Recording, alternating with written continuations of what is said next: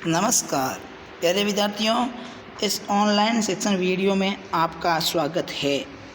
अभी तक अपन ने समास के बारे में पढ़ा था, जिसमें अपन ने समास की परिभाषा, उसके प्रमुख भेदों में सबसे पहले तत्पुरुष समास का उपभेदों के बारे में अपन ने जानकारी की। आज अपन इसी वीडियो के माध्यम से समास के भाग द्वितीय में आगे जानकारी करेंगे। तो सभी विद्यार्थियों, आप कॉपी पेन लेके काम करना शुरू कीजिए। समझना पहले, समझने बाद में काम लिखना। आप इस पर लाते हैं कर्मधारय समास। जिस समास में एक पद विशेषण तथा दूसरा पद विशेष्य होता है अथवा एक पद उपमान तथा दूसरा पद उपमेय होता है, उसे कर्मधारय समास कहते हैं। इनके 3 उपभेद है। तो विद्यार्थियों ध्यान देना, कर्मधारय समास के भी 3 उपभेद है। तो परिभाषा एक बार पुनः पढ़ना। जिस समास में एक पद विशेषण तथा दूसरा पद विशेष्य होता है अथवा एक पद उपमान तथा दूसरा पद उपमेय होता है, उसे कर्मधारय समास कहते हैं। देखते हैं अपन आगे। कर्मधारय समास में पहला उपभेद है वो विशेषण पूर्व पद, यानी जिस समस्त पद में पहला पद विशेषण दूसरा विशेष्य हो, जैसे पीताम्बर पीला है जो वस्त्र, नील गाय नीला है जो गाय, परमेश्वर परम है जो ईश्वर, प्रिय सखा प्रिय है जो सखा।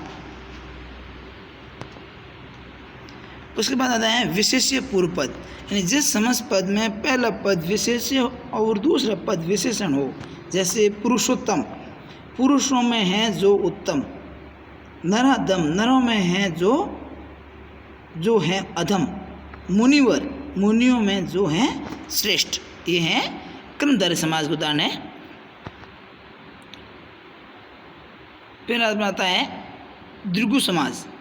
जिस समास का पहला पद संख्यावाचक होता है और जिसे समुदाय का बोध होता हो, यानी इसमें जो वाक्य होगा, पद होगा, उसमें पहला संख्यावाचक होना चाहिए और उस समुदाय का बोध कराता, उसे द्विगु समास कहते हैं। जैसे अपन है पंचवटी, यानी 5 वटों का समूह, चौराया 4 राहों का समूह, त्रिलोक 3 लोकों का समूह।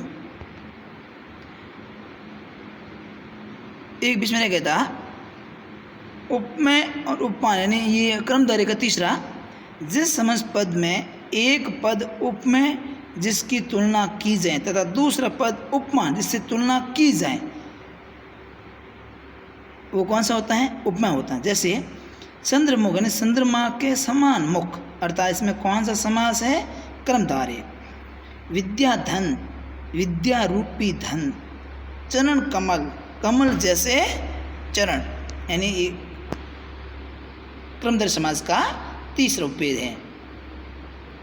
फिर और साथ आते हैं बहुव्रीहि समास। जिस समस्त पद में कोई पद प्रधान नहीं होता बल्कि लक्षणों के अनुसार किसी अन्य पद की कल्पना होती है, उसे बहुव्रीहि समास कहते हैं। जैसे आप देखिए समस्त पद, विग्रह और अन्य पद, जैसे पीताम्बर पीला है वस्त्र जिसका, श्री कृष्ण, जिसका का यानी सॉरी आ का अनुसार लगन है, पीला है वस्त्र जिसका, श्री कृष्ण। दशानंद 10 है आनंद जिसके, अर्थात रावण, जिसके नहीं है जिसके। उसके बाद है उदाहरण इसके हैं त्रिलोचन 3 हैं लोचन जिसके, अर्थात शिव। विषधर विष को धारण करता है जो सांप, पवन पुत्र पवन का पुत्र है जो हनुमान, वीणा पाणी वीणा है जिसके हाथ में, वह है सरस्वती। यानी इन उदाहरणों में पदों में आपके समास है वो है बहुव्रीहि समास। अब आते 5वां द्वंद्व समास। द्वंद्व समास में दोनों पद प्रधान होते हैं और दोनों पदों में और शब्द का लोप रहता है। जैसे भाई बहन भाई और बहन, माता पिता माता और पिता, देश विदेश देश और विदेश, नर नारी, नर और नारी, भला बुरा, भला और बुरा। ये है द्वंद्व समास, इन दोनों पद प्रधान होते हैं इसमें। उसके बाद है अव्ययीभाव समास। जिस समास पद का पहला पद अवयव हो और दूसरा पद संज्ञा हो तथा जिससे समास पद ही अवयव बन जाए उसे अव्ययीभाव समास कहते हैं। जैसे यथाशक्ति, शक्ति के अनुसार, निर्भय, बिना भय के, आदि इसके उदाहरण है। और भी आप लिख सकते हो। बहुत प्रश्न देखिए, क्रमधारय समास को परिभाषित करते हुए उदाहरण समझाइए। दूसरा प्रश्न, बहुव्रीहि समास को परिभाषित कीजिए। और तीसरा है त्रिलोचन, लंबोदर, दशानन, पवनपुत्र शब्दों का समास विग्रह कीजिए। ग्रहकार देखिए, द्विगु समास एवं द्वंद्व समास में अंतर स्पष्ट कीजिए। अव्ययीभाव समास को उदाहरण सहित समझाइए।